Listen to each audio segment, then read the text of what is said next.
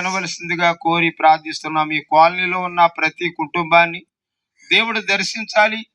ప్రతి సహోదరిని దేవుడు దర్శించాలి. ప్రతి సహోదరిని దేవుడు దర్శించాలి. ప్రియులారా, మరి దేవుడు ఎందుకు వచ్చాడు ఈ లోకానికి అంటే, ప్రియులారా, నీతిమంతులు పిలవ రాలేదు కానీ పాపులను పిలవడానికి వచ్చానన్నాడు. నీతిమంతులు అనేక మంది ఉండవచ్చు ప్రియులారా, అలాగే పాపులను పిలవడానికి, పాపంలో పుట్టి పాపంలో నశించిపోతున్న వారిని తిరిగి ప్రియులారా ఆ పరలోక రాజ్యానికి చేర్చాలని యేసు ప్రభు వారి ఈ లోకానికి రావడం జరిగింది. ప్రియులారా, పరిశుద్ధమైన దేవుడు, పవిత్రుడైన దేవుడు, ఏ కళంకము లేదు. ప్రియులారా, అటువంటి పరిశుద్ధమైన దేవుడు ఈ లోకానికి వచ్చి పాపులమైన మనలందరినీ కూడా పరిశుద్ధులుగా చేసి పవిత్రపరిచి, ఎలా పవిత్రపరుస్తారండి ప్రియులారా? తన స్వరక్తముతో, తన సొంత రక్తముతో మనందరినీ కూడా పరిశుద్ధులుగా చేసి ఆ పరలోక రాజ్యానికి వారసులుగా చేయాలని ప్రభు ఈ లోకానికి వచ్చినారు.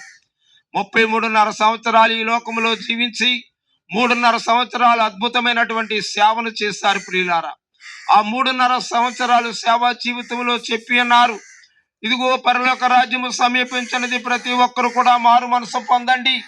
ఈ లోకంలో ఉండగా మారు మనసు పొందకపోతే నిత్య నరకాగ్నిలో పడవేయబడతారని ప్రియులారా యోహాను గారు చెప్పారు.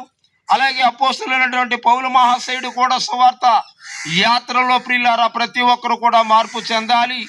మార్పు చెందడం అంటే ఏంటి ప్రియులారా? పాపులమైన మనము ఆ పాపాన్ని విడిచిపెట్టి ప్రియులారా నీతి మార్గంలో నడుచుంటే, నీతి మార్గంలో నడవాలంటే ప్రియులారా ప్రతి ఒక్కరు కూడా యేసు యొక్క రక్తములో కడగబడాలి. యేసు రక్తముతో కడగబడితేనే ఆ పరలోక రాజ్యానికి వారసురాలు అవుతారు. చాలా మంది అంటారు, మేము ఎప్పటి నుంచో 10 సంవత్సరాలు బట్టి 15 సంవత్సరాలు బట్టి యేసు ప్రభుని నమ్ముకున్నామండి అని చెబుతారు. ప్రియులారా, దేవుడు నాతో మాట్లాడుతున్నాడు అంటారు. నేను మంచి పాటలు పాడుతున్నానండి, మంచి ప్రార్థన చేస్తున్నానండి, నాకు అన్ని తెలుసు ప్రభు గురించి అని చెప్పేవారు ఎంతో మంది ఉన్నారు.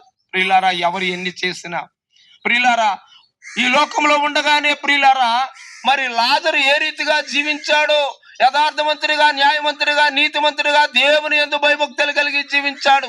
ప్రియులారా గమనించండి, మనము కూడా నువ్వెంత హోదాలో ఉన్నా, ఎంత గొప్పగా ఉన్నా, ఎంత పేరు ప్రఖ్యాతులు ఉన్నప్పటికీ కూడా దేవుని యందు భయభక్తులు కలిగి జీవించడమే కాదు, పరిశుద్ధాత్మ దేవుని నమ్ముకుని ప్రియులారా ఈ లోకంలో ఉండగా దైవ సేవకులు చెప్పిన రీతిగా యేసు నామములో బాప్తిసం పొందాలి. ప్రియులారా, ఎవరైతే బాప్తిసము తీసుకుంటారో వారు మాత్రమే పరలోక రాజ్యానికి వారసులు అవుతారు.